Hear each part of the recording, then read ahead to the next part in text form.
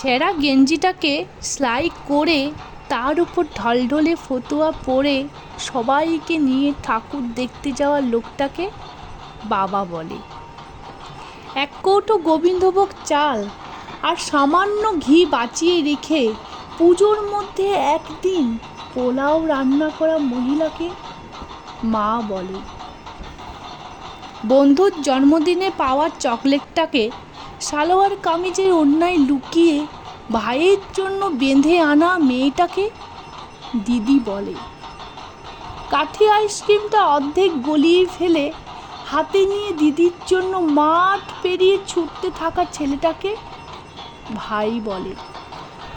ফুলে উঠে নতুন তাঁতের শাড়ি পরে দুটো ছোট ছোট ছেলে মেয়ের হাত ধরে বেরোনো বাতে বঙ্গ বৃদ্ধাকে ঠাকুমা বলে।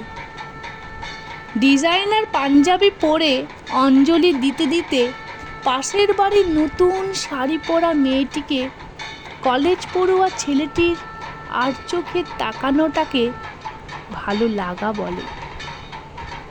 টরন্টো দুবাই থেকে ফিরে সবাই মিলে একজোট হয়ে অষ্টমীর রাতে কচের আসরে পাড়ার ইলেকট্রিশিয়ান বন্ধু হাবুকে নেমন্তন্ন করাটাকে ছোটবেলার বন্ধুত্ব বলে। শিল্পীর হাতে 6 মাসের মেহনতে বানানো দুর্গা ঠাকুরটিকে নারী চিহ্ন করে বিক্রি করে সেই টাকায় অনাথ অসহায় পথ শিশুদের জামা কাপড় কিনে দেওয়াটাকে মানবিকতা বলে। সপ্তমীর সকালে বউ ছেলে নিয়ে টানা গাড়িতে করে গ্রামের বাড়িতে হাজির হয়ে কাকা জেঠাদের পা ছুঁয়ে প্রণাম করে তাদের আশীর্বাদ নেওয়া মানুষগুলোকে পরিবার বলে। বিশ্বের সব থেকে মনোরম আরামদায়ক জায়গা ছেড়ে বিবাহিত মহিলারা এই কদিন যে বাড়িটাকে স্বর্গ বলে মনে করে সেই বাড়িটাকে বাপের বাড়ি বলে।